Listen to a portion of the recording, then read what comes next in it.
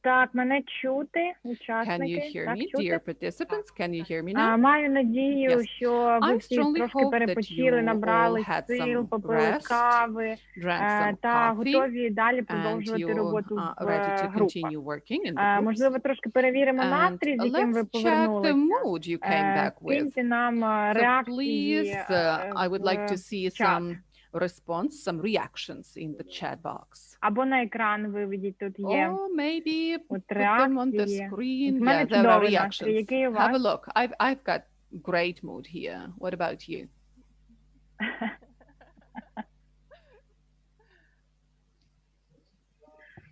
Добре, чудово. Яків нам показує, що це Канів, так?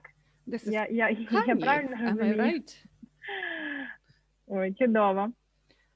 That's Іра, good. розкажеш нам, що Ira, далі робимо, як? will you inform us in what way we behave?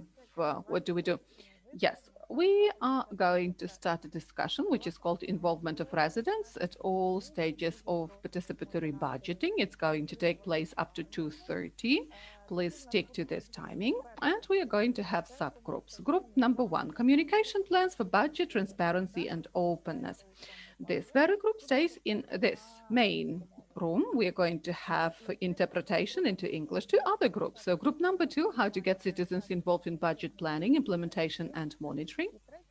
And group number 3, findings of the local budget transparency index study.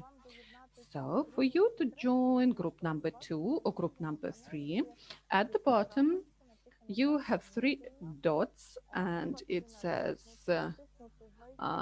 additional. Then you have to press add the room or enter the room, and there are 2 groups. So please have a look. There is group number 2 and group number 3. You have to click the group you would like to join, for example, group number 3. And to the right, there is this enter button. So you have to confirm your selection to actually get into this group. Please try doing so. Think about the topic. If something doesn't work, please write it in the chat box.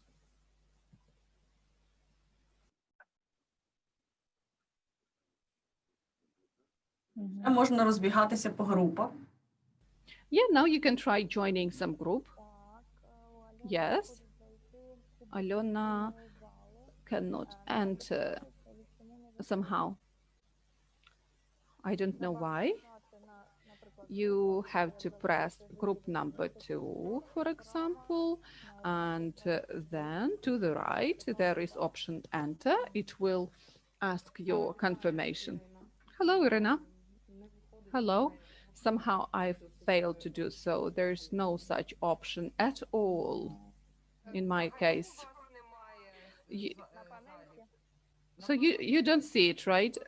At the bottom, 3 dots. Can't you see that? Then I believe you need update the version of your Zoom. I'm going to send the link to the chat box. Please follow it. Update the version you have. Actually, you have to upgrade it and then enter the meeting once again. And I'd like to remind you, whoever is using interpretation, Ukrainian or Georgian, stay in the first group. Only in this very group we are going to have interpretation. Можна розділятися, дівчата? So, can we start splitting into groups? Let's do so. Please select the group. In the chat, you may see the names. Unfortunately, Zoom cannot give us the complete names, but you see the short ones when you select. Yes, yes, good.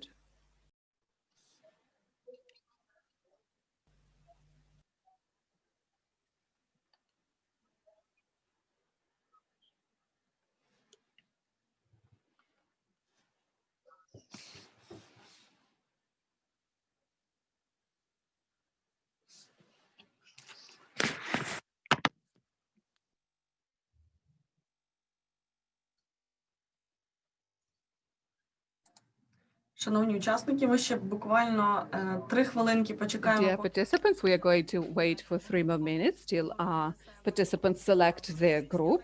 And as far as I understand, the majority will stay working with us. We are going to have interpretation in this very group. And we are going to have great experts who will share their experience of Ukraine and Georgia. So if you are interested, please stay here. We are going to start in 2 minutes. And we are splitting into groups. So now we have a technical specialist with us. If you don't have an opportunity to select, wait a second. Yeah, if you don't have an opportunity to select any other room, something doesn't work right about it in the chat box, right? I want to go to group number 2, group number 3, and then our technical specialist will switch you to that second or third group. And you have to mention, actually click yes when they offer you moving to other group. So if you have some technical problems, that's the way to go. That's the thing to do. You cannot find splitting into groups section. Please write about this in the chat box, and we will transfer you to some group manually, to group number 2 or group number 3, please.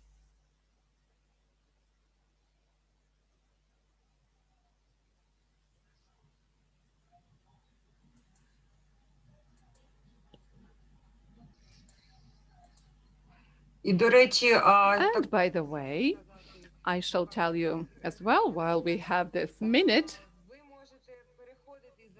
you can proceed, you can go from one group to the other one. Now you can select the second group, then you can join the discussion in the third group or go back to this group number 1. Zoom allows us doing so.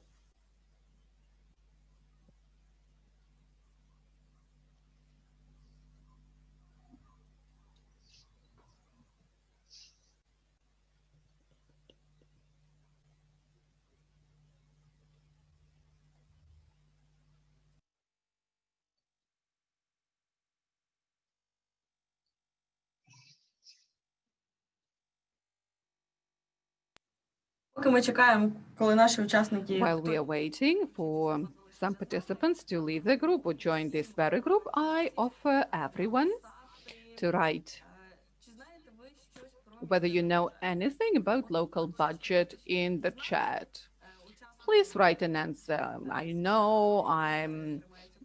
I know in what way they adopt all the programs, or I don't know, I'm willing to learn about that. And today I'm announcing actually that we are going to talk not just about communication plans for budget transparency and budget openness, but we'll also have a look at the audit of the local budget. Why do we need that type of audit? And we will share the experience on the side of Georgia, in what way they do it in Georgia, and on the side of Ukraine, what kind of situation we have with that.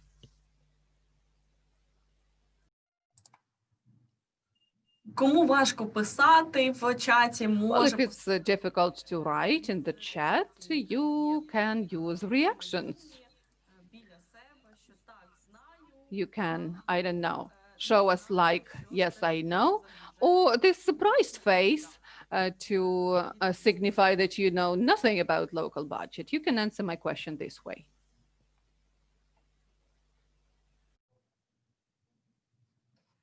У нас тут є фахівці, які працюють з Well, we have great experts who work with budgets, and that's great. We are going to have this very professional meeting and discussion. And this is good because we have just brilliant speakers. I'm going to announce that right now. I would like to introduce them, by the way, while you are using the chat box to write about it, or while you are preparing some reactions of yours here in Zoom. So this means I know, and the surprised face would mean I don't know. I'm Irina Stasiuk. I'm going to be the moderator of this small session today. And we have brilliant partners of our association of participation practitioners.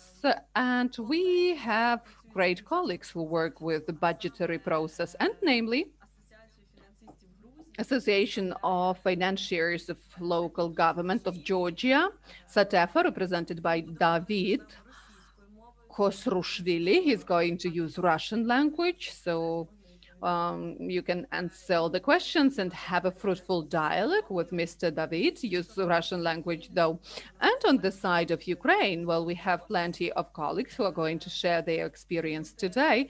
But we are going to have as a keynote speaker talking about budgetary processes in Ukraine, Director of Financial Policy Department, Cherkasy City Hall. A very experienced participation practitioners with whom we've started it all in 2015. Friends, colleague, partners, Ms. Tatiana Harenko is going to share the experience of Ukraine. And I urge everybody else to get actively involved in this talk. We're going to have a friendly talk, drinking coffee. Well, I don't have coffee, I have just water, but still we are going to talk about the budget, and it's going to be interesting. We are going to use some simple language today, right? So let us continue. Thank you, everyone, for joining this very group. We have 55 or even 56 participants so far. That's unbelievable. And I believe it's going to be difficult for the interpreters to work because there are a lot of people who are interested in the discussion. And let us start with questions to our colleagues in general. So I see that we have very experienced people in the room, in the audience. Judging by the answers you gave in the chat box. And in general, tell me please, dear colleagues, do we actually need these communication plans to involve citizens to all the processes of the budgetary process, and whether it's reasonable to do so, and whether you involve citizens in the budgetary process in your cities, in your countries? Let's start with the most interesting thing. Let's ask David to present the experience of Georgia. Please tell us in what way you involve the citizens to the budgetary process. I'm going to proceed in Russian language. So, David, tell us, please, in what way you involve the citizens to the budgetary process, and do you actually need doing this at all the stages of the budgetary process? Please share your thoughts and your opinions. Hello. I'm going to start then, but I would like to see my presentation on the screen. Is that technically possible? Give us a second. Can you see that? Can you see my presentation? Yes, you can.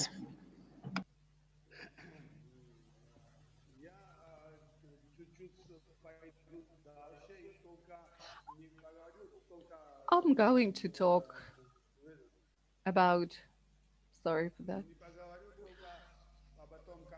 I'm going to talk not just in what way citizens are involved into this process, but also I'm going to talk in general in what way the budgetary processes are taking place in Georgia, and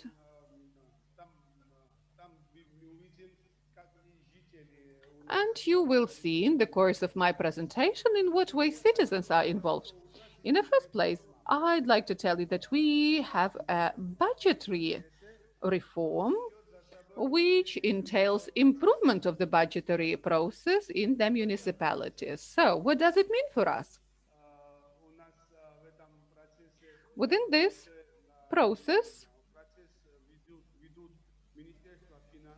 the Ministry of Finance is involved, and the Ministry of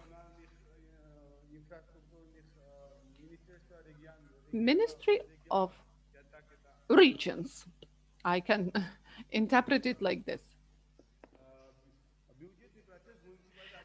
The budgetary process in the municipalities is assessed in compliance with the standards PEFA. So we need to assess this process everywhere in the municipalities and also within the level of the state budget. And in what way to assess the process? So we have this agreement with the European Union, and this very agreement says that this process shall be assessed according to the standards of PEFA.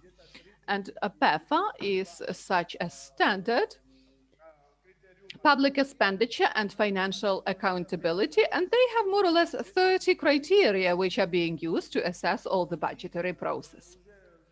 And for the second year in a row, well, because we've started 2 years ago, what's the plan? We need to assess the budgetary process in all the municipalities. And the next year, we are going to finalize this PAFA assessment, and all the municipalities will have been assessed. What does it mean for us?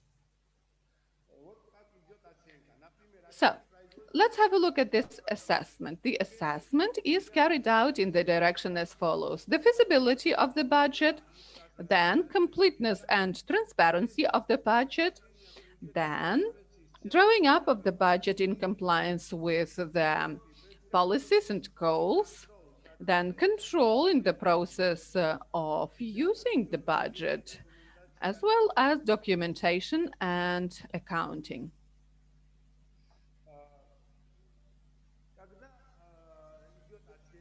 When we assess the budget relying on this criteria, a report is drawn up. And it looks like this. For example, if we see that we have A means good. If D means bad. And A, B, C, you can see there can be A plus, C plus, D.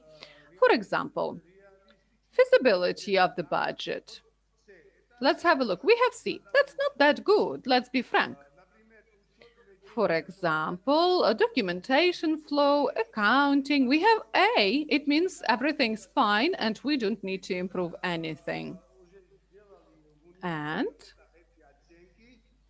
after the municipalities have performed these assessments, the Ministry of Finance sign memorandum with municipalities, and in this memorandum they mention all the time frames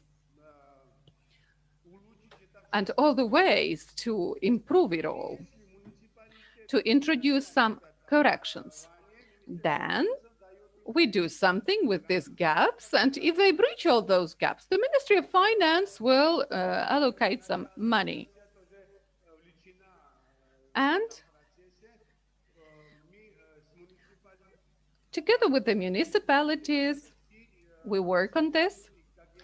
And we try to solve all the problems. Whenever we have C or D, we communicate in order to improve and have A's everywhere.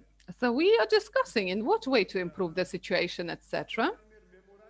And you may see the conditions of memorandum, what shall be done and when. These are the conditions. This is the task. So midterm planning and budgeting, for example, that's the task. You see the indicators here. For example, to create a task force on creation or on preparation of budgetary documentation. They have to create this working group or a task force.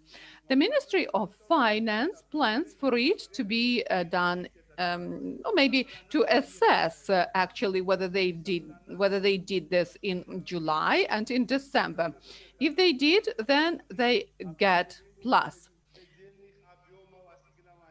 But then we have a look at the threshold of assignations. And for example, you may see this year it happened on the 15th of August. Then in 2021, it will happen on the 15th of November, and then in December. Now let's have a look at the program budget.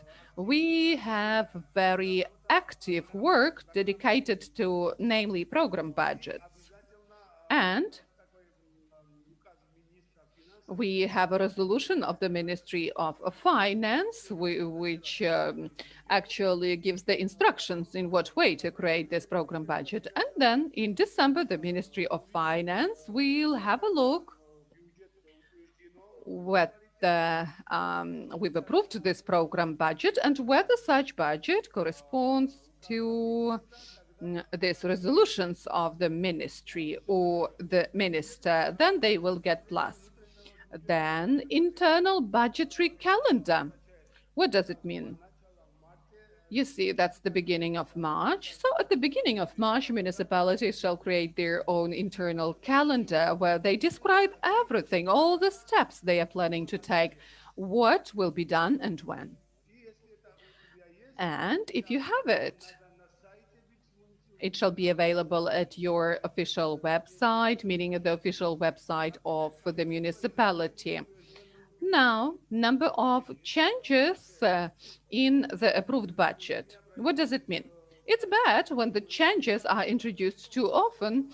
It means that the planning was not proper. Am I right? And, you know, 2-3 times a year maximum. That's a good result. If the changes and amendments are introduced more frequently, that's a bad result. And, for example, in what way they assess completeness and transparency. So budgetary classification in the first place, meaning what kind of budgetary classifications we have there. If that classification is in compliance with the standards, that's great. If in the budget you see the previous year, the year before the previous one, this year, and the next year, it's all at one classification. That's great. Then completeness of information mentioned in the budgetary documentation. What does it mean?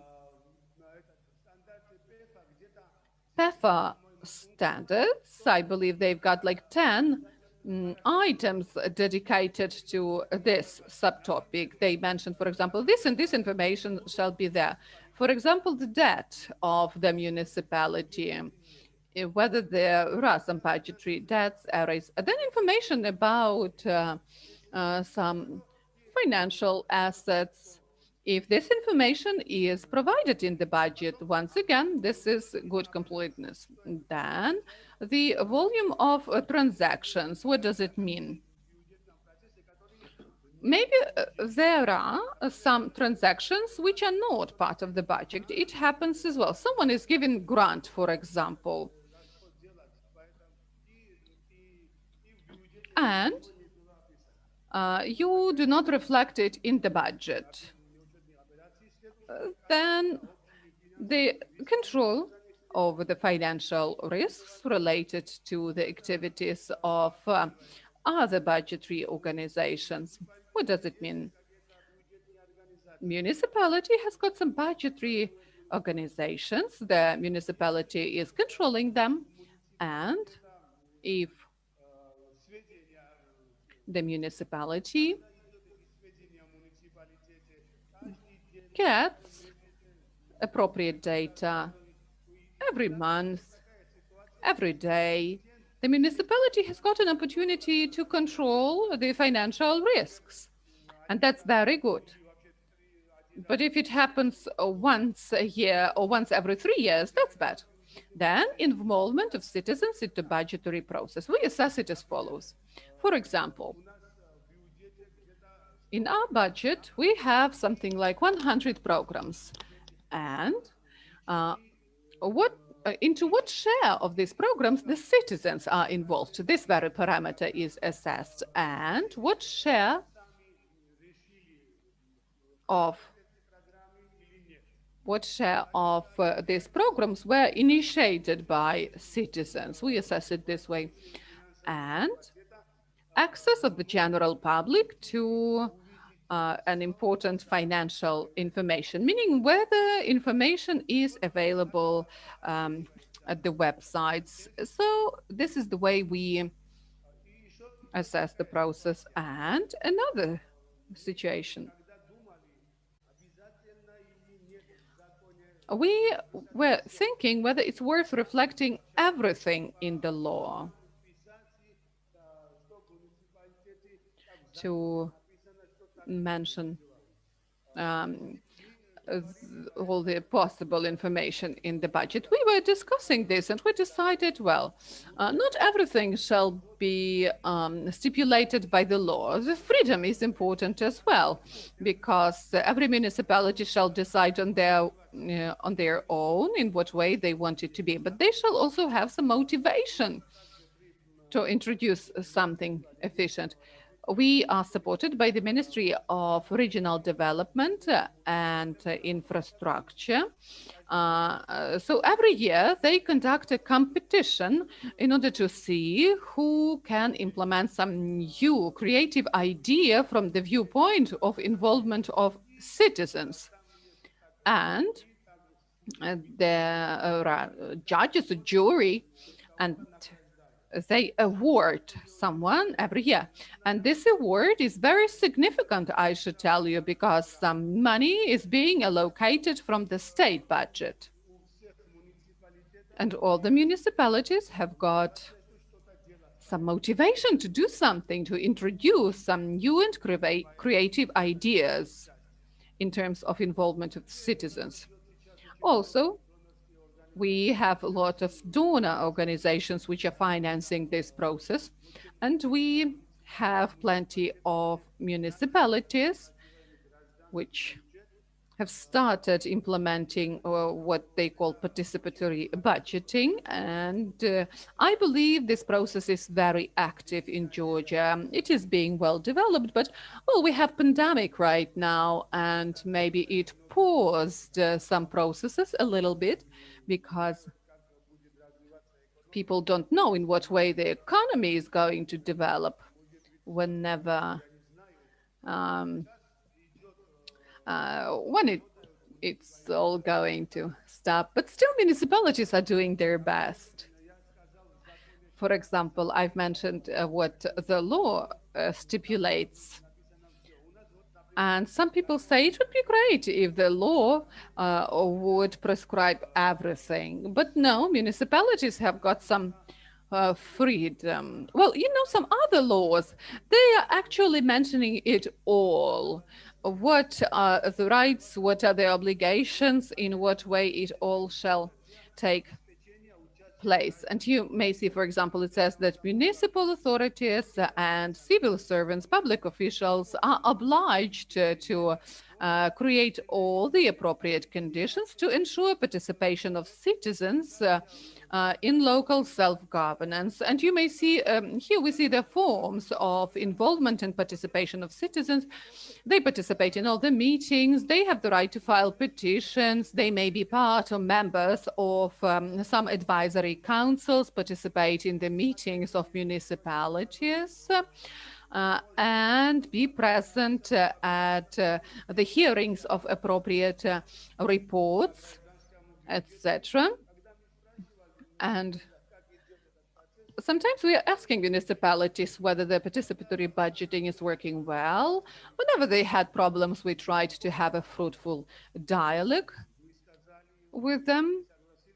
And plenty of municipalities, by the way, mentioned that the law shall not be that exhaustive, that municipalities shall have certain amount of freedom. And municipalities differ from municipality to municipality, of course. Well, briefly, I've just mentioned about budgeting processes, and also I have information about audit, but we are going to consider it later. Yes, dear David, we are going to talk about it later. Please tell us whether the citizens are actually actively getting involved into the budgetary processes, because, you know, we are saying, please express your ideas, opinions, file some projects. Are they really active? Do they actively participate in the budgetary process in Tbilisi? Well, you know, it differs from one to the other municipality. In Tbilisi, they've got a website where they can enter and write whatever you want to write, express some opinion or offer some project. They analyze it all, and if many people are asking one and the same question, they start thinking about that in a serious way. But other municipalities have got some other approaches. So if the PB, the participatory budgeting, is taking place in accordance with the model of this Polish fund, Solidarity, I would like to express my gratitude to Ursula. She has started it all in 2015, if I remember correctly, and actually it is being developed in a great way because plenty of municipalities are currently using the model of PBs, participatory budgeting, and all the process involves citizens. Well, for instance, they choose priorities, right? Then they choose the right programs. And then they prescribe how everything must be done. And then when they already file these programs for approval, the board looks at this and people participate by answering questions. Then there are other projects funded by USAID and other organizations. In Batumi, we had one case when there was a forum and everybody who wanted, they were providing their project proposals. So there was a panel, 10 people, citizens, not municipality staff, regular citizens. And they were looking at 10 to 15 projects, they were discussing them, and then they were making selections. So different methods are used. Okay, thank you so much. Thank you for your experience. We have a question put through the chat before we switch to the Ukrainian experience. Can you please tell us more about your consultancy council or public consultancy council? Who is a member of that council and what kind of questions they decide? Well, in the law, it says that it consists of 10 people, both municipal staff, city staff, and local citizens. And the mayor appoints this council and the members, because this is a council working at the mayor's office. And when there is some kind of discussion of a project, a program, this council is consulted. But to be honest, this is not very much developed in Georgia because we have this approach that mayors use. Usually they appoint their friends to these councils. And of course, they will tell the mayor exactly what he wants to hear. Doesn't happen all the time, but very often. So as I said, not very much developed.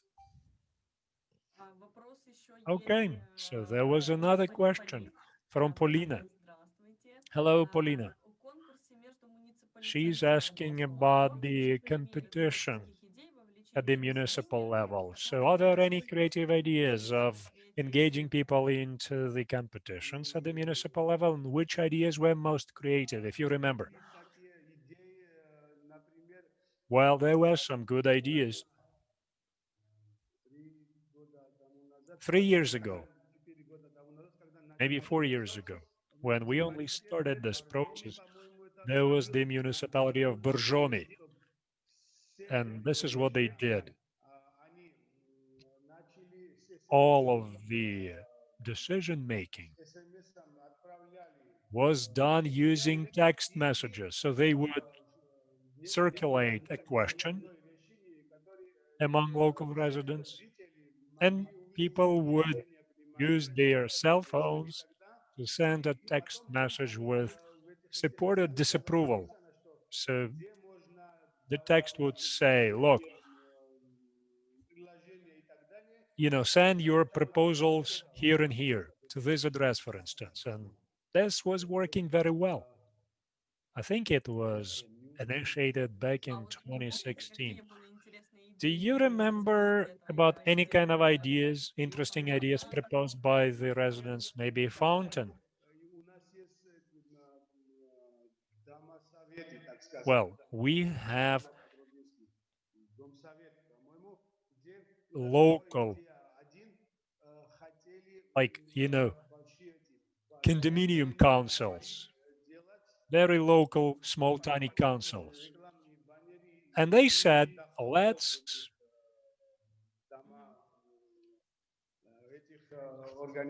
just, use our buildings, our condominiums for advertising, as advertising space. And we will be making money out of this. That was very successful.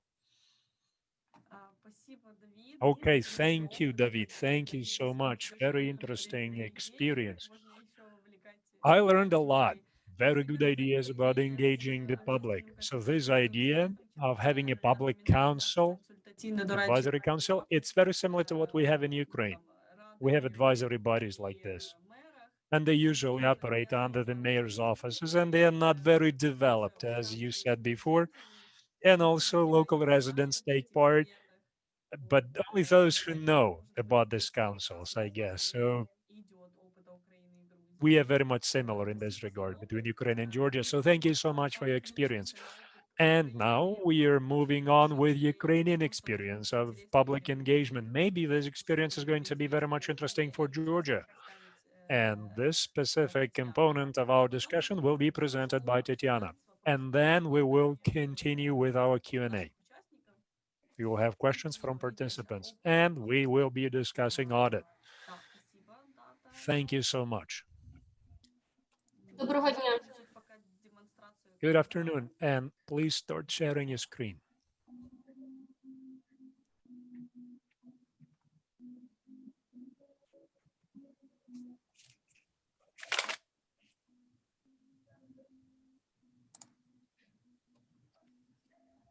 Доброго дня. Hello, Всім вітання. good afternoon. Всім вітаю, дуже рада всіх Greetings. I бачити, am дуже very рада happy to бачити see all of знайомі you, very обличчя. happy to see familiar faces. Дуже шкода, що в онлайні. It's a Була pity б рада that we are побачити talking всіх online. I would love to see all of офлайні, you in але person. зважаючи на ситуацію, яка But again, є, considering the рада situation, хоча б I онлайн. am, still happy that В we мене have this презентація way of українською мовою, communication. So але my я думаю, presentation is що in якщо Ukrainian. учасники не проти, я перейду And на російську if мову. participants do not для mind, того, I'm щоб going to switch to Russian. Well, wait a second, Tatiana. So we have translation available in English and Georgian, so you can freely speak Ukrainian. And David and other participants from Georgia, they can select Georgian translation and they will be able to understand what you're saying. Thank you. So, David, select Georgian language when you listen to Tatiana's presentation, and then switch back to Russian when you will be answering Я questions. перше хотіла б Okay, спитати first and у foremost, I організаторів just wanted to ask the про все-таки про organizers час, about the скільки timing. мені часу, щоб ми So могли how much time? 10 How хвилин. much time do I have? You've got 10 Тоді minutes. я переключаюсь So, на презентацію свою I am now і switching трошки to хочу my сказати про presentation. український досвід. And I Видно? would like to speak about Переключилася, Ukrainian я вдалося? experience. Can you see my text? Yes, we can, but make it full screen, please, Так. for better visibility. Добре. Okay, thank you so Тоді much. дякую. Thank Ну, you. я не буду так розповідати подробно I про will not бюджетну give you систему. too У many нас details about так само the є fiscal бюджетний and кодекс, budgeting system, закон про because we місцеве have the budget самоврядування. code and we have law on Зупинюся local більше про government, so, участь and it's very detailed. I'm громадян. just going to speak Так от, у about нас є public принципи, 10 participation. So we принципів have 10 бюджетної key системи. Ви їх principles of бачите our на budget екрані. system, Це or fiscal принцип system. єдності So бюджетної the системи, про principle те, of що це uniformity of говориться, the що це в budget нас system. єдина So we have правова one база для усіх uniform бюджетів державного і місцевих. legislation Принцип which all збалансованості budgets use. це Then the principle що of у нас balance, надходження та which means видатки that бюджету costs and revenues мають of the відповідати за budget відповідний are бюджетний принцип supposed to самостійності. У нас comply місцеві with бюджети the fiscal самостійні від principles. державного Then the budgets are бюджету. independent Принцип from the national budget. повноти Then there is the щодо principle of складу completeness. бюджетних So which бюджетів means that входять всі the надходження і budgets видатки. receive all revenue Обґрунтованості, от те, що називав available. перед Then цим the principle of Давід, що коли justification, в as них David проходить mentioned оцінка, before, тобто when має they бути do evaluation. обґрунтоване So подання your budget бюджетів. must be, draft budget must be well Принцип justified. Then субсидіарності the – це розподіл principle of видів видатків між subsidiarity, which державним means that there is бюджетом та allocation of місцевим, costs а between також local and national level на budgets. наближеності And до also людей до We're trying to безпосередньо approximate our споживачів. allocations to the actual Принцип consumers, цільового to the public, використання and then the коштів, principle of ну, зрозуміло, принцип targeted use of справедливості та funds, and then the неупередженості principle of між fairness громадянами та and територіальними громадами. І от unprejudiced останній – це approach. принцип And публічності і then прозорості. last Тобто principle is саме about принцип публічної transparency and прозорості – це public у нас approach. So the записано у principle of бюджетному publicity, transparency, that власній is кодексі. prescribed Це in the один із budget code of принципів Ukraine. So нашого these are бюджету. the Тепер key 10 щодо principles залучення всіх of the fiscal учасників processes. бюджетного Now, процесу. speaking about participation, I apologize, Tatiana. I must stop you right now. Please check again which channel are you using right now.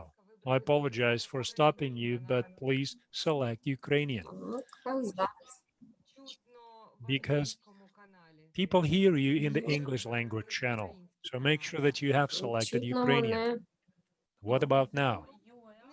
So it's at the bottom, you just Начебто select так. Ukrainian. I think I did. Мені треба вийти, так? Do you want me to leave the session and come in again or not? No, you just a second. I apologize. You know, people keep hearing two voices at the same time. So exit from your presentation. Демонстрація, так. Okay. And then at the bottom, where we have Так, у мене sharing переклад. screen, what Там, kind де of language переклад, you're using? So with the translation button? Yes. у мене Select виключить англійською Ukrainian. йде. І реакція. I only have one option, switch off English. So you have English by default. Select Ukrainian, please. Немає. Select, I do not have that Вибирається, option. вибачте. I cannot select Ukrainian. It's because you did not update your Zoom version. I mean, we cannot provide good translation while you are speaking in the same channel. So you have to update your Zoom. I apologize. I apologize. We will do this real quick. Okay. Right. People keep hearing two voices at the same time. Not good. I'm gonna send a link Так, into the я chat box. знайшла Use ваше it. посилання, Yes, я I до нього found it. перейшла. So please use that link and update your Так, те, your що Zoom. ви кидали його. Right, Так? right. Yes, I can see that. Please upload the latest version. Install it. And then you will Щось у have мене проблеми translation in якісь. multiple languages. Apparently, it's just not working with me Так, somehow. I посилання apologize на for this. оновлення, чи можливо співою, так? А ну, щас, подождіть, я подивлюся. Так.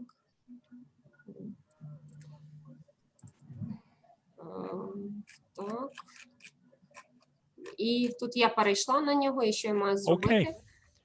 Скачати оновлену Треба, версію. да, скачати, оновити, але ж вийдете з цієї конференції, іначе ви як Yes, you will have to leave the conference just for 1 minute, and then you come in again, and then you will be able to use the updated version. But meanwhile, we will continue the discussion. So please leave the conference, update your Zoom, and come in again. Давид, переключись, пожалуйста, на русский. David, please switch to Russian, И поговорим с тобой. and we can have a quick discussion. We can quickly discuss Georgian experience, and I think that the participants have questions, but I guess they're shy to ask them.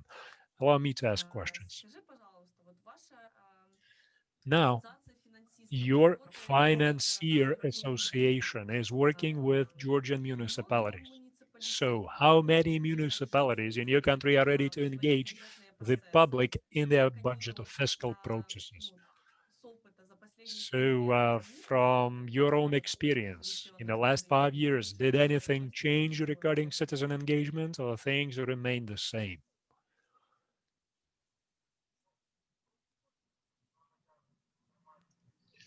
В принципе, я точно не знаю. Well, I do not know for a fact how many, in how many municipalities this process is ongoing, but I can only tell you that before we did not have this kind of practical approach where people would get engaged into these processes.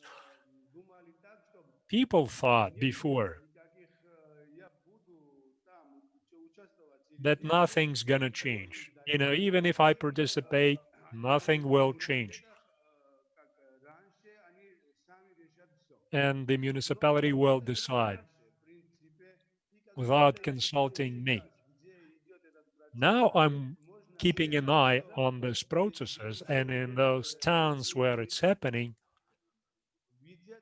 people see the change. People already know that something can be done, because when they see for themselves that something was changed, that the municipality heard them, then people want to do this every year. People want to take part in the process every year. And that is good if the process is developing well, if people see good results, then of course people themselves will be motivated to take part. And they would like to propose good ideas. But on the other hand, if it's not developing, if there are no good examples, if people realize that the municipality doesn't hear them, people just will not engage. That's it.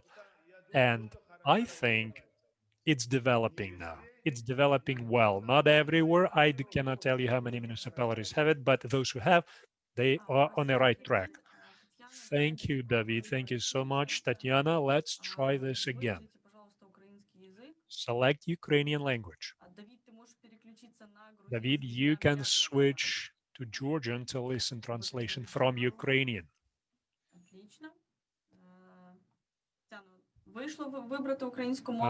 Tatiana, were you able to switch to Ukrainian?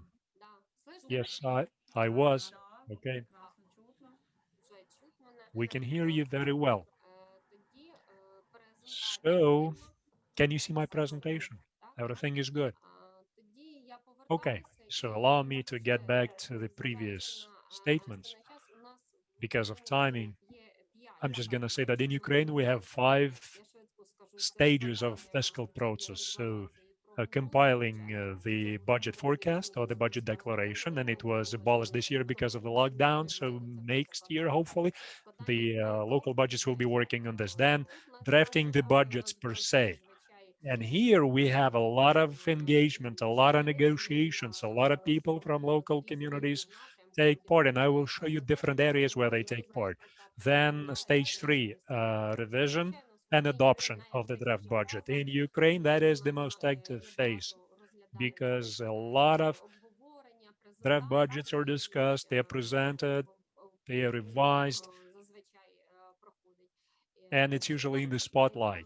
Then stage 4, budget performance and amending decisions about local budget. So people are not very active here at this phase, at the phase of amendments. But people generally attend meetings and they say, I have a problem like this, or I have a problem like that, and help me fix it. Then we're talking about decision making, then we're talking about reporting. And people in this case act like spectators. They just listen to the report because the budget is, the budgeting process is complete, and they are attending a demonstration either online or maybe it's just posted on the website and they're just watching. Okay, so I just want to say, I just want to speak about things that happen in Ukraine most often. I'm talking about the mechanisms of participation, community participation. So most often, local residents participate in drafting municipal strategies. So strategies are developed, and then in line with the strategy, the city forms all the documents, including the budget. I want to say that in the city of Cherkasy, the strategy is still being discussed. They have not adopted it yet. Now, consulting, discussions, they take place at different phases of development. There could be different programs. There could be other ways. Oftentimes, they discuss draft budget or they discuss draft proposal about local revenue.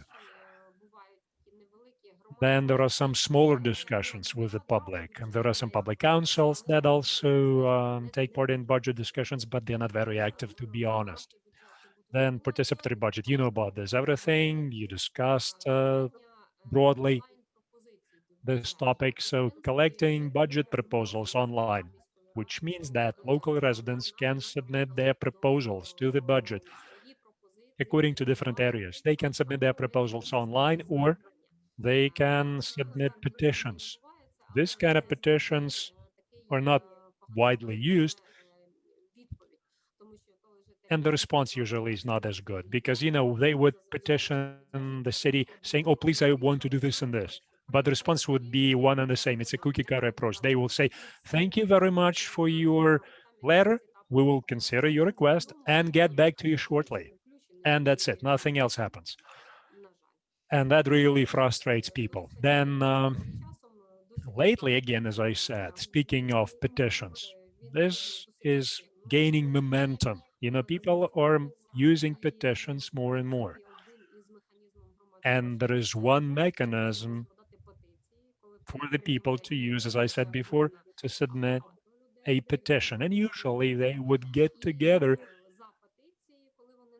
and submit a so-called class petition, supporting some idea. And then that petition hopefully will be considered and included into the budget.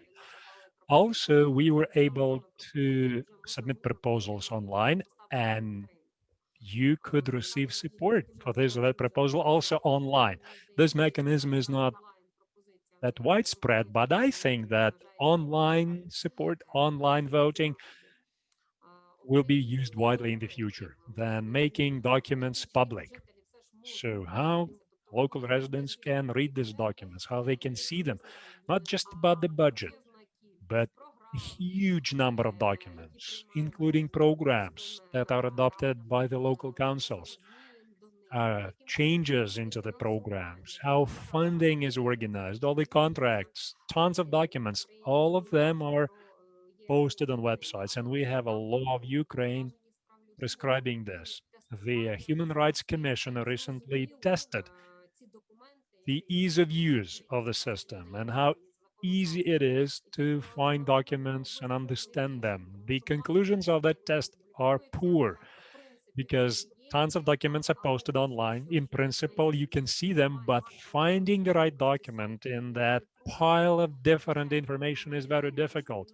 It's a needle in the haystack. So very hard to find because the search systems are not very operational. Very hard to find the document that you need to find. So, considering also the fact that Ukraine and Ukrainian authorities are using those websites, and these are national websites, they are well known and they comply with legislation, but using them is very difficult for people. So on one hand, residents can use those websites, the information is out there, but for a regular citizen, it's going to be very difficult to find the right document. And online broadcasts, that is yet another way of participation. Because again, adoption of decisions, meeting of council commissions, all that is happening online in Cherkasy, for instance. All our budget committees, the executive committee, they all meet online. And then visualizing decisions, visualizing processes. That is a very good approach. In Zhytomyr, for instance, I personally think that in Zhytomyr, their visualization of budget is the best. They visualized their budget and report. They presented a report at a very good level. There were some bees flying and there was some honey distributed. So it was just brilliant. I think it was a very good visualization process. So this allows the local residents to see and visualize that budget because, again, this is a complicated process. The legislation in Ukraine is complicated. And for regular people, understanding everything is hard. And it is hard for regular people to participate in budget processes. So speaking about problems, speaking about issues that we face, which obstacles to transparency, well, regular changes in the fiscal and revenue legislation.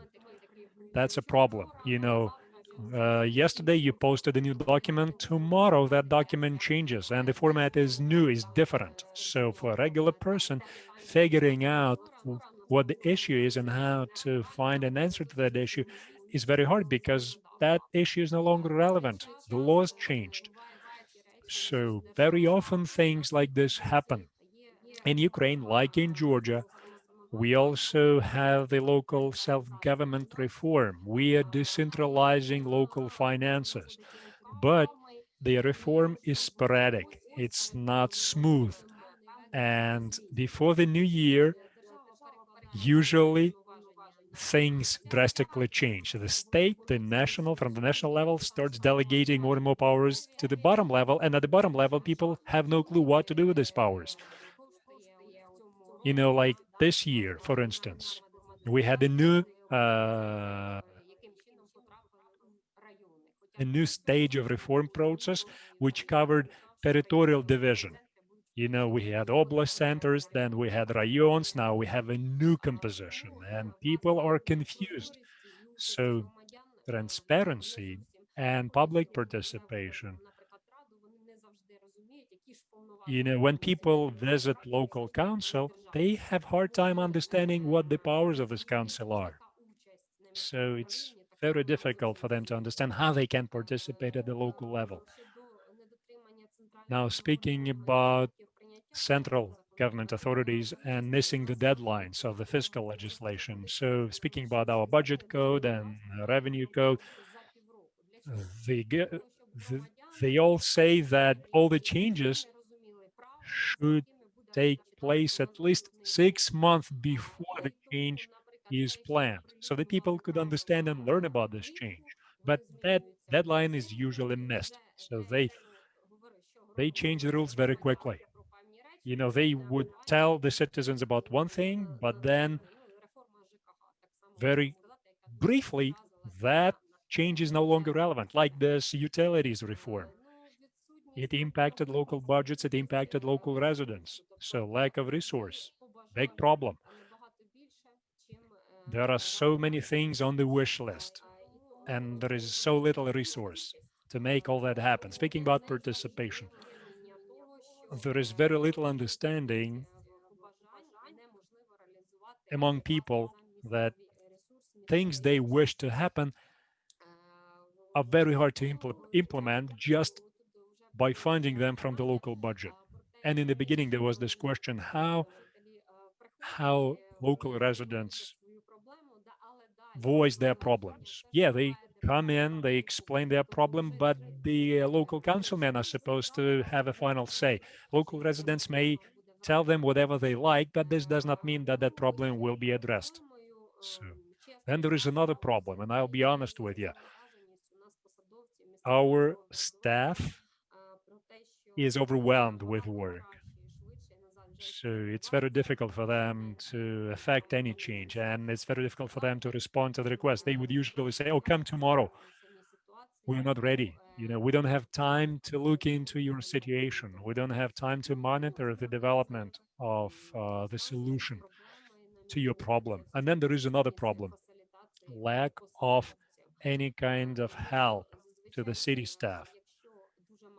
Because again, the resources are limited, they're strained, a lot of wishes, and it's very hard to do anything. It's very hard to satisfy everybody because when people approach you, they want to see a result. But in most of the cases, you cannot put all the wishes, even things mentioned in those petitions, into the draft budget.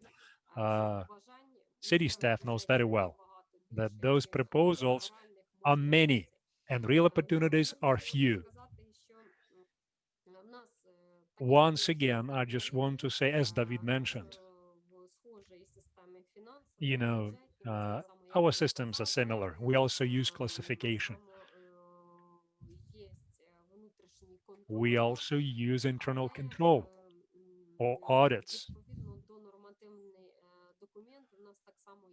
And also we have the Cabinet of Ministers, we have the Ministry of Finance, and we work with piles of documents that regulate fiscal process.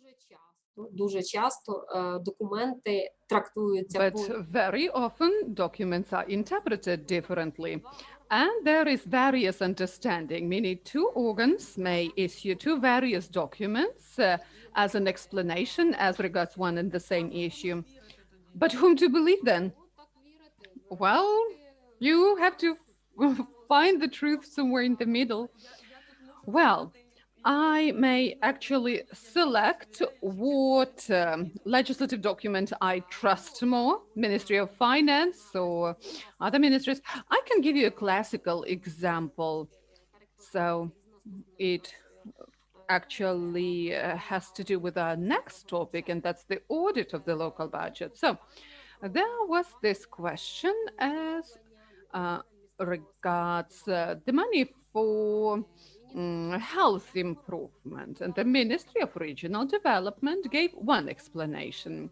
According to that explanation, the money shall amount to an average salary, but the National Agency of Public Service gave another explanation, and it was in contrast to what was mentioned by the Ministry of Regional Development, and they were mentioning another amount of money. So all these explanations are there in public access. You may get acquainted with it.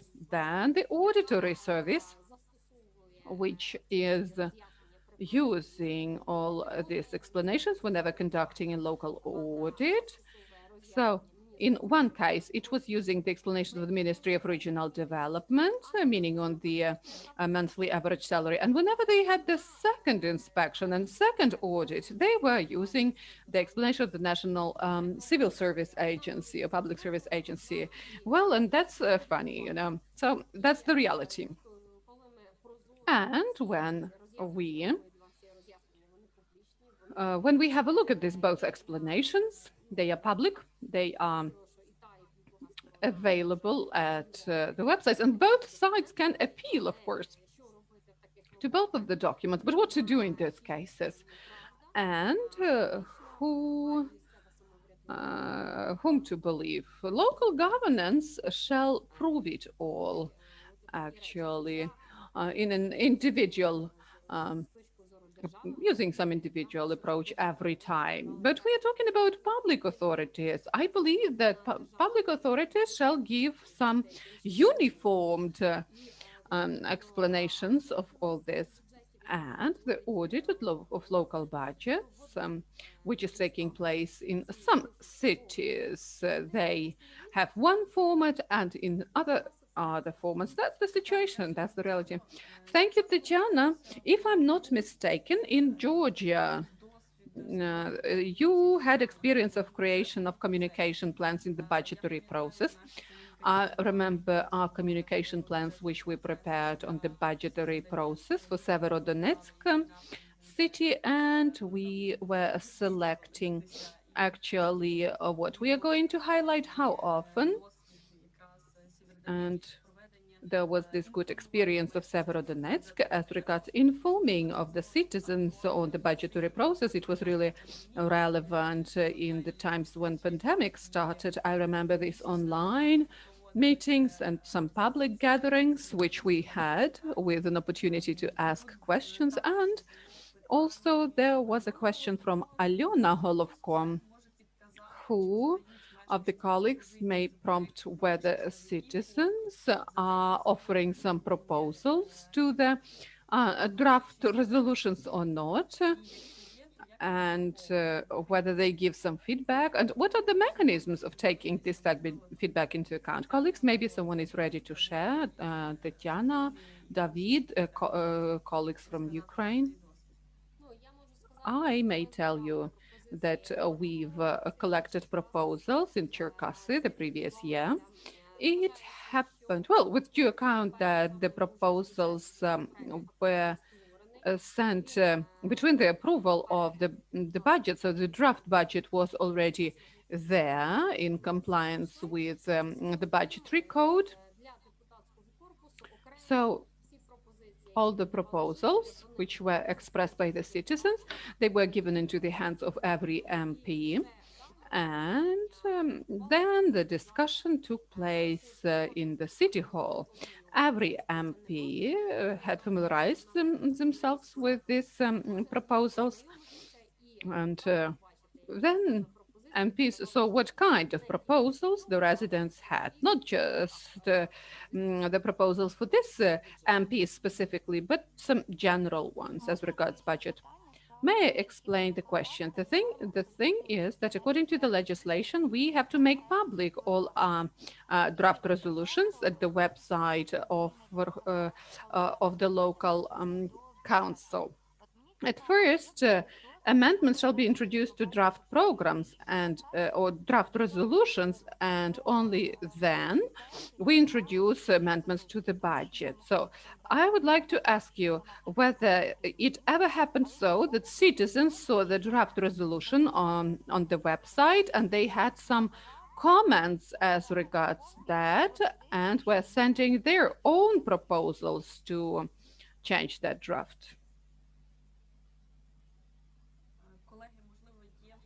Colleagues, maybe someone has got this experience, because I may inform you of my experience on the side of the civil society. I was actually offering some amendments to draft resolution. I just copied their draft. I then, in red color, offered my amendments and sent it. But actually they told me, well, you sent it too late. We've already approved everything. Well, we had a good laugh, but they promised they will try to take into account my comments in the future. We'll see what the future will bring us. We'll see the results of the second stage and whether they've taken into account these proposals of mine. Yeah, tell us about your experience. We have a lot of colleagues who know the budgetary process as their 5 fingers and who can share the experience. Polina, I see you unmuted yourself, please. I cannot give you some great example here because usually we make public our draft resolutions and citizens do not respond that actively. This is not the case that regularly we receive we receive some, I don't know, proposals. Sometimes it's there for 200 days, but then citizens start criticizing these resolutions after they have been passed already. That's funny. But David has mentioned as in one municipality there was SMS informing, and I was sitting and thinking, wow, it would be great to have some Telegram messenger channel to make it all public there. Because yesterday at the local TV channel, there was some interesting polling, and journalists were asking people about the budget of the city and the changes, and they were saying, yes, they make public something on Facebook, on the websites, but we don't know anything about this. So I started thinking about this SMS informing, text messages informing. But to respond to your question, some nice example, I cannot give you a good example because people are not that responsive to comment draft resolutions. Well, for the participants from Georgia, I would like to voice it out. Leonid, thank you for prompting. You can speak Georgian. We have interpretation. We will understand you. The interpretation will be from Georgian into English and then from English to Ukrainian. Everyone will hear you and will understand you. We have 3 languages Zoom session. Nana is ready to share the experience, as I see.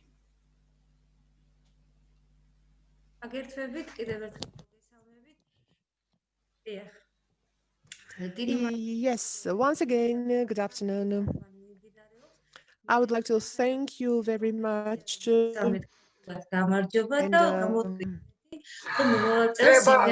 Вибачте, треба говорити в грузинській. Please speak in Georgia channel. She disconnected. Нана, подожди Last секунду. year when I had a conference, but Можешь переключиться, пожалуйста, в грузинский канал? И ты туда будешь говорить, а мы будем тебя слышать, хорошо? Yes, switch on an appropriate channel. Am I in Georgian channel now? Oh, and we are in Ukrainian. Switch appropriate channel, please. დიდი მადლობა ორგანიზატორებს შესანიშნავი კონფერენციისთვის. და ქართულისთვის დიდი მადლობა, რომ მე მშობლიურ ენაზე შემიძლია თქვენ უკრაინელად. Well, it's a great opportunity, and thank you very much for enabling me to make my speech now. We were talking about the participation forms. Now in Georgia, there is a very interesting process. We are now in the process of reviewing and approving the budgets. We always think about how we can include and engage more citizens in these processes. I can share my personal experience, what we use, what methods we use. We have live broadcasts of the sessions, and the citizens can ask questions, raise the issues they are interested in, and then this is the communication we have, and then we get the respective feedback, and we have accessible, innovative mechanism. Also, we have the system of text messages, SMS notification, as David said, and we send out text messages individually to the citizens, and they can send their feedback. Electronic petitions, it is getting more and more popular now, and the local governments, they reduced the number of signatories required for the petition to be admitted, because this way they wanted to motivate the citizens to send more petitions. And within 1 or 2 months, we received 20 petitions in such a small municipality as ours. It is very important how effectively we can respond to that, because we want to build a trust. And if we follow up on that, and within the statutory frameworks and time frames, we try to respond to the citizens. And I think that was a very good accomplishment. Also, we try to respond to the local challenges. And we have citizen engagement sessions, and if the people do not have access to online systems, then we cooperate with the NGOs, and with the support of donors, we purchase the equipment. Maybe it is not a high-tech or cutting-edge technologies, but still it is very important for them to have the equipment for communication. We have selected the locations, the places, and when there are sessions, they can watch the sessions, and they can participate into that, and the decision makers will make the decisions only after they hear from the population and only after citizens communicate their feedback. I think this is a very instrument for citizen engagement. In fact, this process is a bit complex and difficult, but we also came up with one thing. We have another initiative, local governance for education. And with the NGOs, we planned awareness raising campaigns. And we reach out to the population. We tell them what rights they have. We raise their awareness about what they're entitled to do. And this is a very good experience, because now we are hearing stories from you, and we can merge it with our experience, and we can come up with even better ideas to address the challenges and to overcome the problems. And with the joint activities, we will be able to respond to the difficulties that we have. So sorry for this intervention, and sorry for speaking too much, but I really wanted to communicate my opinions, and because we really want to improve things for the better. Thank you so much. Спасибо, Нана. прекрасный опыт. Thank you, Nana. Very interesting experience. And I believe it coincides with the experience of Ukraine, so to say. Like one of the approaches we need to borrow from you to involve the citizens more and more. And this SMS informing or notification. And I have this idea about Telegram messenger. Chat or channel. It would be interesting. It's easier, you know, nowadays to use your smartphone to get some notification rather than go on the website and to find something there, which is why I believe, wow, that's a very nice idea. You know, one of the principles of Ukraine is state in a smartphone. So this is an interesting idea we can use. Why not? May I also say we have the chatbot, but usually there are some notifications. So it has Viber and Telegram channels. So usually they are discussing some housing and utilities issues. Speaking about the budget, I believe there shall be a separate channel dedicated to the budget, because in this chat box, we usually get notifications, as I said, pertaining to municipal improvements, amenities, public services and utilities. They, for example, may send you the message, this day you are not going to have running water, you know, but speaking about the budget, it shall be some separate bot or chat. Maybe speaking of Georgia, can you tell us, is it some separate tool you have? Nana, David, tell us please whether that's a separate channel or anything.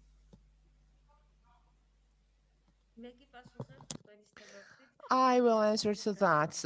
What we do personally. On our website, we have the questionnaire memorandum. So the population should be willing to get the text messages. It is not imposed on them.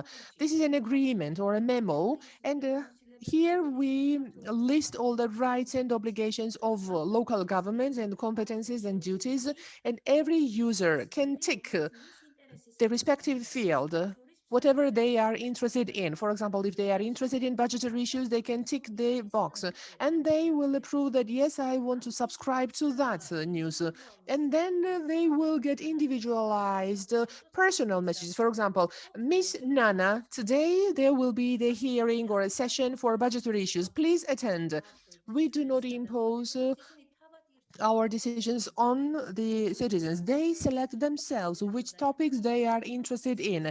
Now, what we plan for the future, this is to introduce the electronic system for budgeting so that the people can identify the issues they are interested in. This looks like the electronic budget map, and they can indicate what they want to do, what they want to be reflected in the budget. But I think this is something for the future. We are now working on that. And then maybe it would be a great idea if we can cooperate with you on this issue in the future.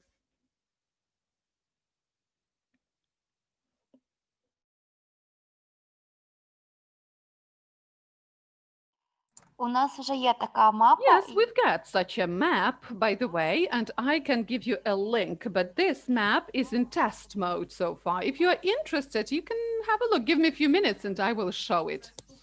Alona, that's a great idea.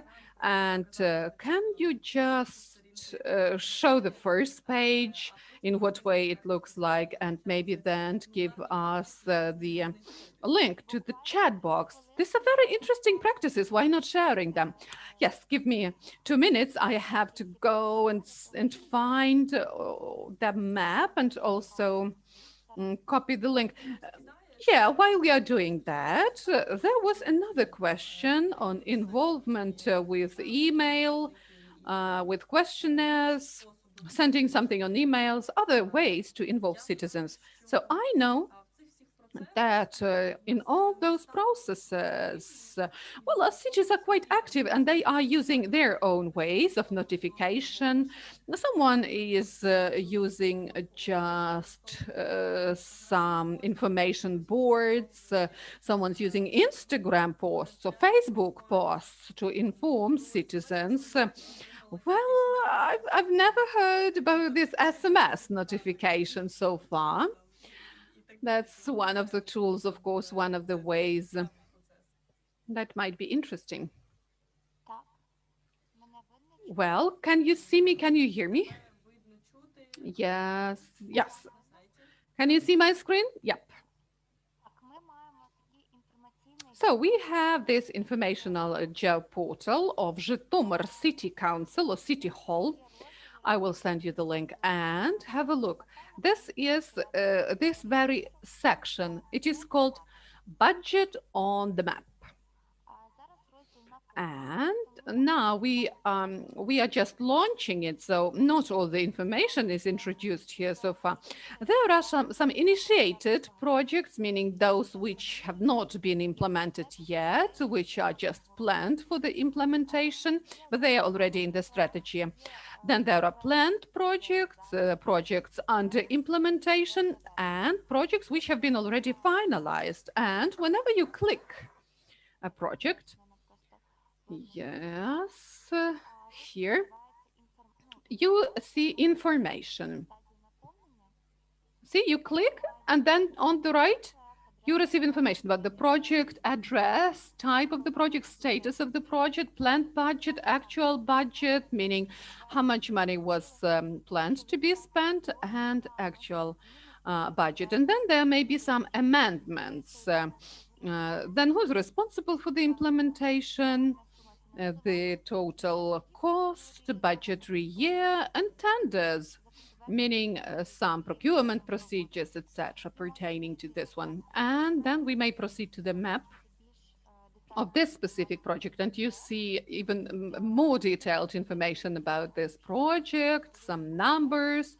If this pertains somehow to procurement, then you may see how many chairs were procured, how many computers were procured for this very school.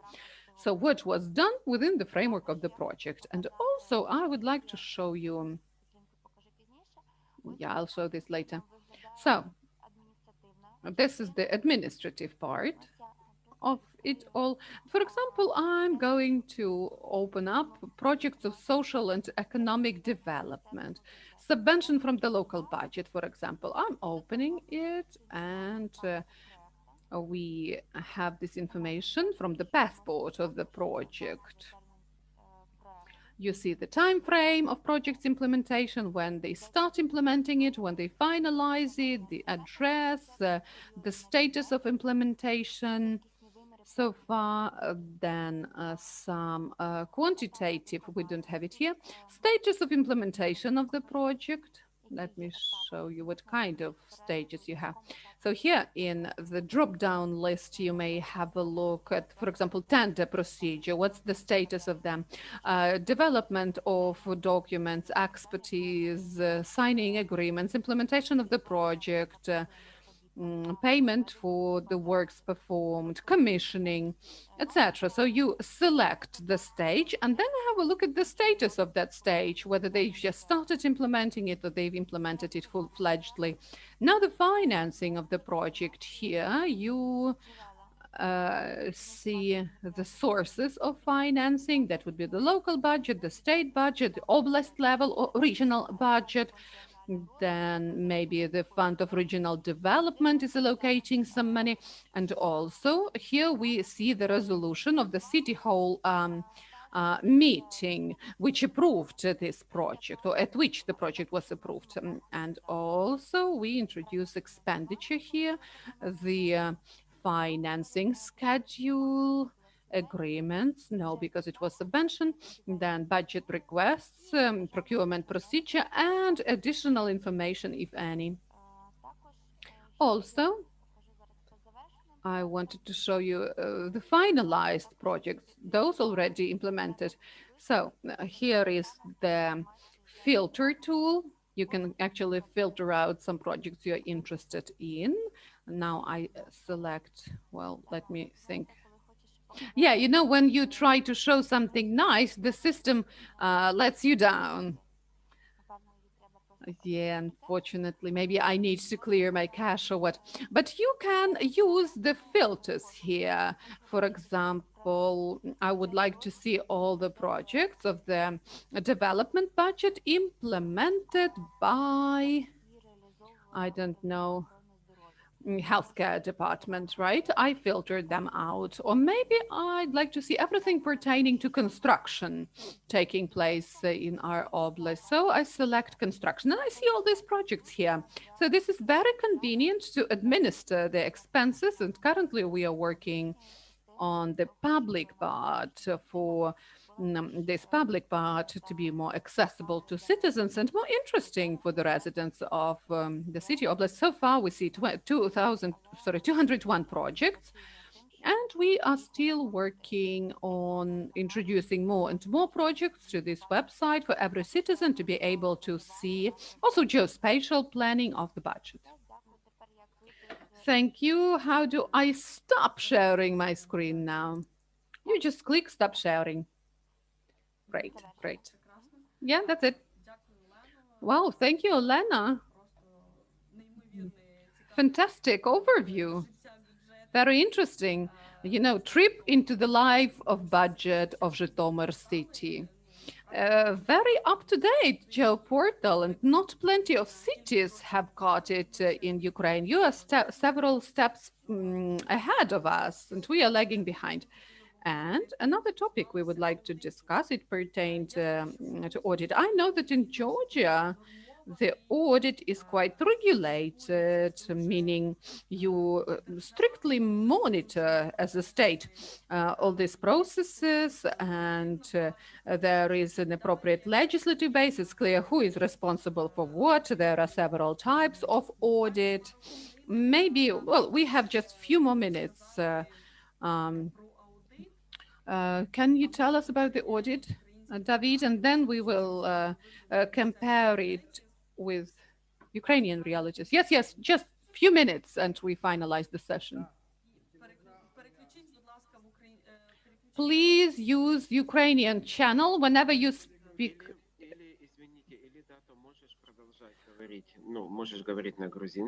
Udato, you can use Georgian. No, that's not a problem with Russian, because I had my presentation in Russian. I will keep on using Russian.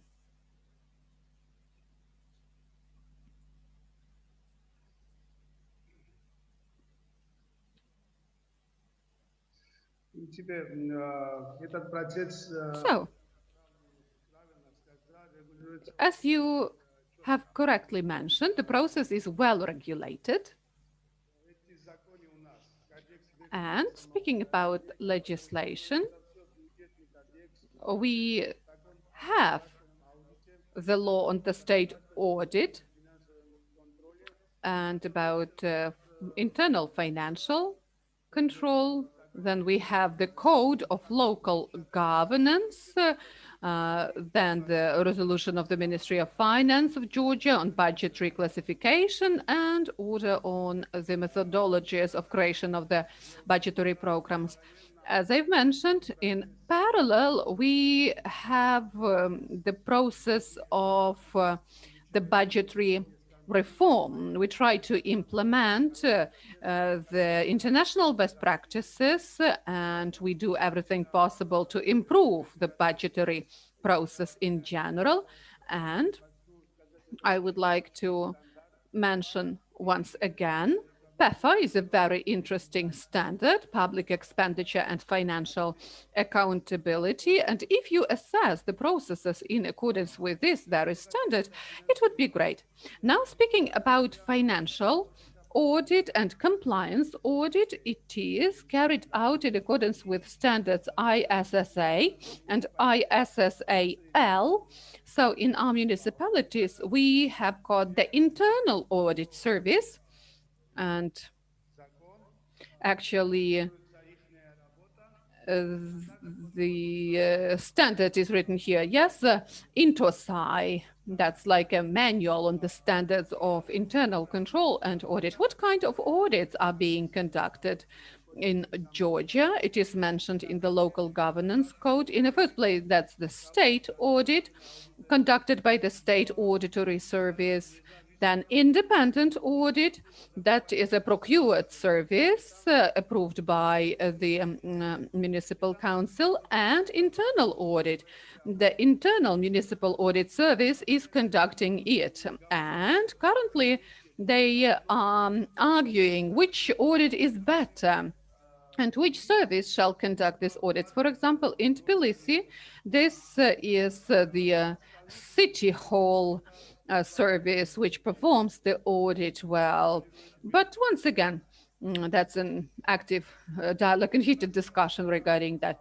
What types of audits are carried out? In the first place, that's systemic audit, and that's assessment of the adequacy and efficiency of financial control and management. Then compliance audit, where they check the compliance of the institution policies, procedures with laws and bylaws. Then the audit of effectiveness, that's actually an objective and reliable assessment of all the measures, transactions, programs, etc. And then financial audit, where they check your financial reporting for compliance with Georgian legislation. So when the audit is complete, they publish the information. So let's talk about national audit. When they do this, when they complete the audit, they use their own website. This is the address of the website where they post all the information, all the reports. And also they submit a copy to the municipality, and the municipality will have to also publish a copy of the report on their website. Then there is independent audit, when a municipality can procure the service. And of course, if they do this, the municipality is obliged to make it public. And internal audit, publication of results is not regulated by law. Sometimes internally you want your internal auditors to find out what's happening, and this is for your internal purposes. If you like, you can of course make it public, but this is not necessary.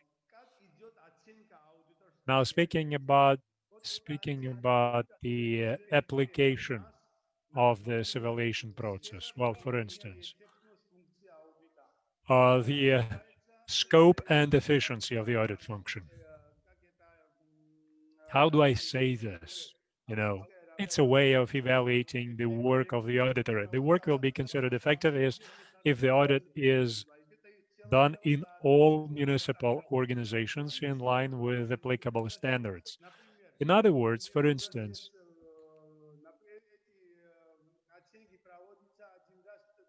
audits, they take place once in 3 years. And we have 1 million, let's say, of the budget. So how much of that number was audited? What about local auditors? Can they audit the entire amount of money? If they can, then this is good. Then their score will be also very good.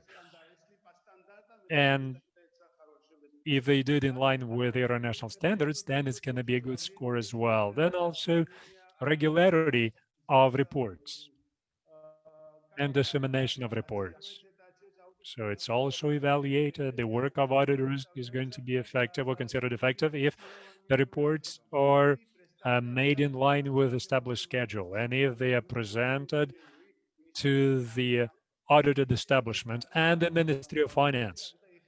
If this is all complied with, then the audit is considered to be effective. And then thirdly, the nature of actions adopted by the leadership based on the results of the audit. Well, if the auditor says that this needs to be fixed, that something needs to change or this problem needs to go away, then if the municipality responds to these recommendations and fixes everything, then it's also a good thing. If all of the municipal organizations respond to the results of the audit, then it's a good score. So they, for instance, can create a working group to address the problems identified in the report. They are thinking about how it can be solved, when it can be solved, when the recommendations can be complied with. And then also whether these reports are taken into consideration or whether they are taken seriously. That's another item for evaluation. That's how the evaluation of auditors is working in our country. So if you have any questions, please ask. Thank you, David. Thank you so much for a very interesting presentation. You know, it's a good background information about your audit system. Our rules are different in Ukraine, and Tatiana would like to give you some background about Ukrainian audit and how it works in Ukraine, because for me personally, in my municipality, I never ever dealt with them. Maybe financial officers are dealing with audit more often. Allow me to step in real quick. And this is what I want to say. In Ukraine, we have state audit and it's regulated by law. Cherkasy is a very good example in this regard. So the state audit in Cherkasy had to audit local budget because the local mayor was against the lockdown. So in Cherkasy, and I have a question to David. So how many auditors are conducting audits in Georgia? Because in Cherkasy, 50 different auditors landed at one time to perform audits. And they were supposed to stay for 30 days, but in fact, they stayed for 65 days. And they had a conditional break. And then during the break, they were physically still in town. So the number of people who they audited was huge. So in Ukraine, generally, the results of the local audits made by the state auditors are usually posted on the website of the State Audit Service. And if you're interested, you can visit the website and see those results. David is talking about uniform standards that are applied in Georgia and international standards. In Ukraine, we do not have that. Before September this year, they used to use some uniform recommendations, and they were mentioned in the CMU resolution, but in September that was lifted. And now that norm about using uniform recommendations for auditing budgets is gone. It's out of the picture. So since September, state auditors can write whatever they like without complying with recommendations.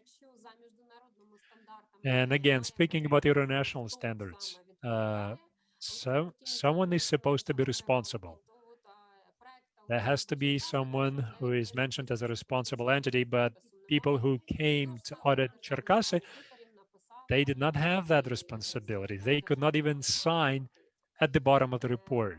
They did not want to take this responsibility.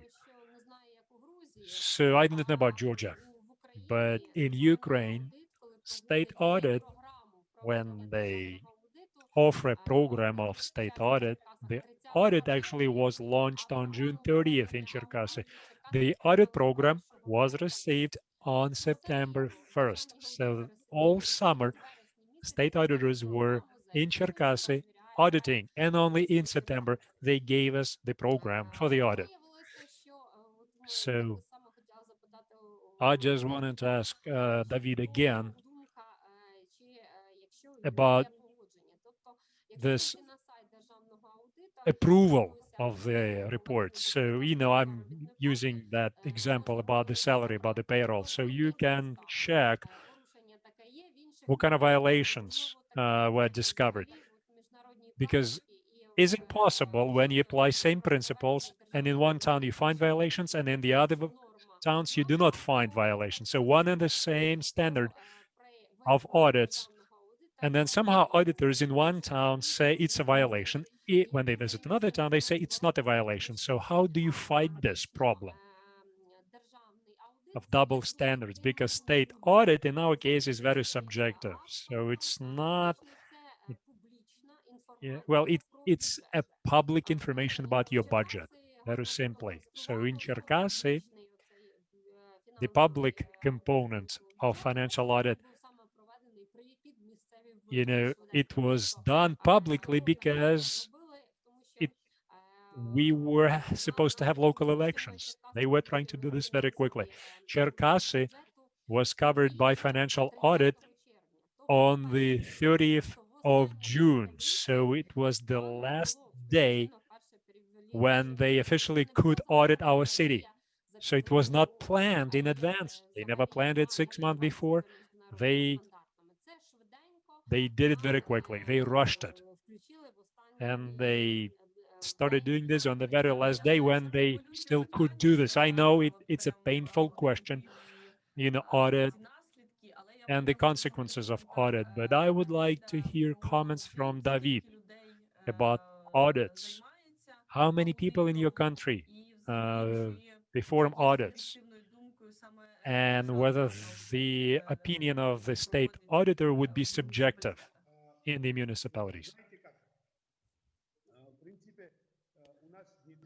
See, it's not like that in Georgia. Before, we used to have the accounting chamber, which is also different from the audit chamber. We have the audit office right now, which is complying with standards. If they visit a municipality, they would send you a notification and they will submit you forms, which you will be filling out for, for information purposes. They will be working from their offices usually, and they will be requesting information from you. And you do not have personal contact between the municipality and the auditor. You remain in your respective locations. Our audit office, I think, is working very well. They became much better in terms of reporting and everything else. Then you had another question.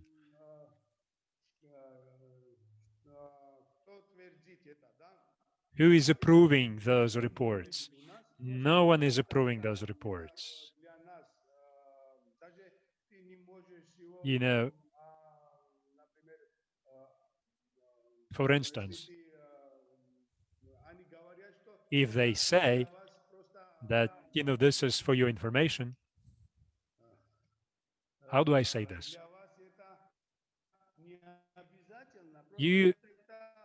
This is just for information.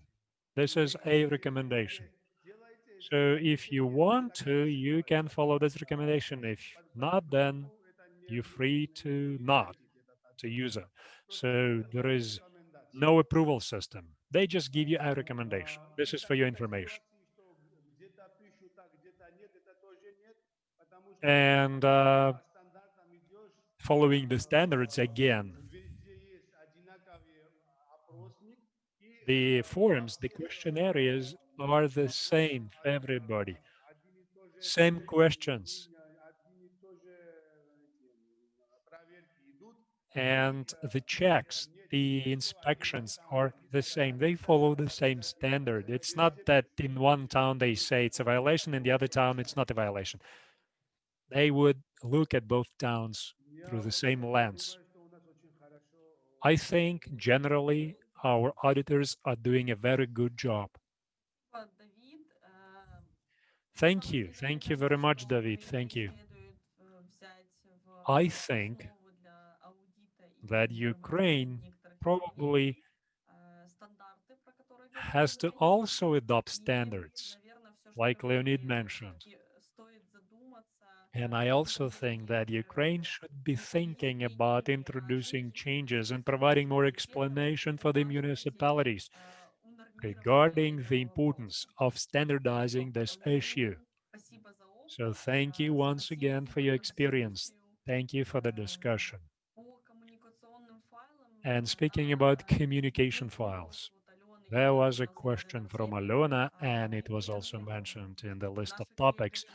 So our colleagues will send copies of their documents, and we will circulate them among the participants. Leonid, you have the floor now. Once again, good afternoon, everyone.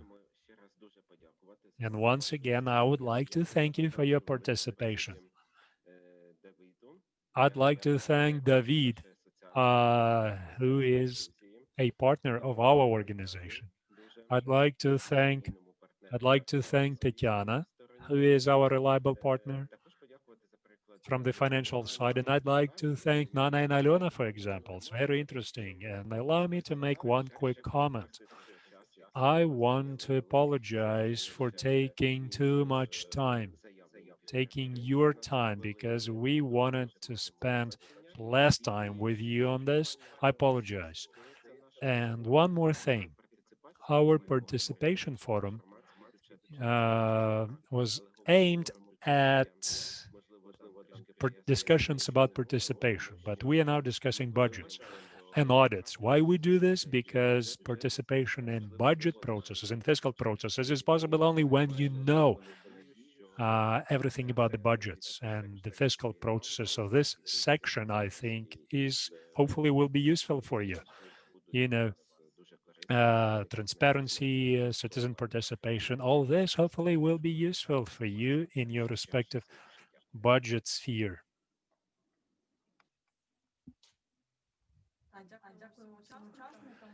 I'd like to thank all of the participants. So we now have a break until 3 p.m. So please come back for the plenary session into the main room. So I'm going to just quickly mention the key topics that will be discussed. Topic or group number 1, the group will stay in the main room with translation. So they will be discussing participatory budgeting in spatial planning. And group number 2 will be discussing involvement of young people. They will be discussing school participatory budgets as well. And group number 3 will be working with participatory budgeting standards along with our Ukrainian moderator. So please decide where you want to be and join us after the break. So join us at 3 p.m. Now, please enjoy your break. Thank you so much. And those questions that we had in the chat, they will be answered as we go. And all the information will be circulated among the participants. David, Tatiana, thank you so much for your participation.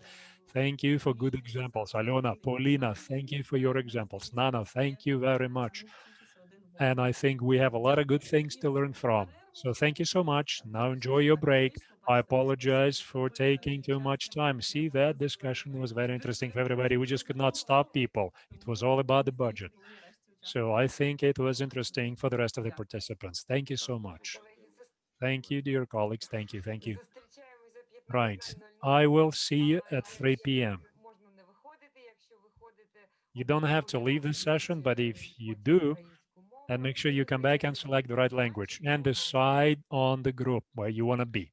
Thank you.